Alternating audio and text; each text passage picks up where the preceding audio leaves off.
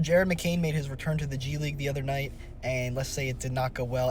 Adam Aronson has his stats right here. Just not what you want to see in a high-volume situation for a guy who's been struggling. He's only shot 9 of 28 since the calendar turned to 2026 in 8 appearances for the Sixers.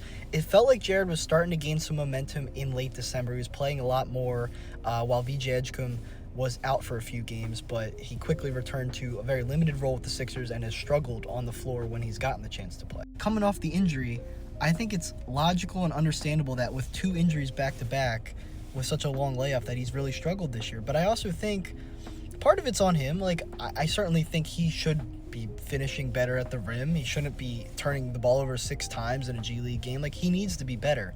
It's partially on him. But I also believe the Sixers could get more creative with the ways they use McCain. My frustration has been, since McCain returned, that the Sixers have refused to kind of consistently, I'm not saying never, but consistently use him as an off-ball threat. Maybe his biggest calling card in the draft was that, sure, he's not a great athlete, but this guy can get himself open with ease on and off the ball. There's people comparing him to Steph Curry in that light, and though he'll never be the scorer as Steph Curry is, I think his way of getting open isn't something most NBA players have. At least the games I've gotten to see McCain play this season, it really does often feel that he's playing on the ball, and I know he found a lot of success doing that last season as a rookie. I'm not mad at Jared McCain. I still love rooting for the guy, but I do think people need to lay off the criticism, because I think it makes sense for the coaching staff not to be playing him a ton of minutes, but I would like to see the coaching staff find other ways to use him. If Maxi's in the game, run him off his screen, have Barlow get him open on the wing, have him get a catch and shoot opportunity a little more often. It really does feel like they don't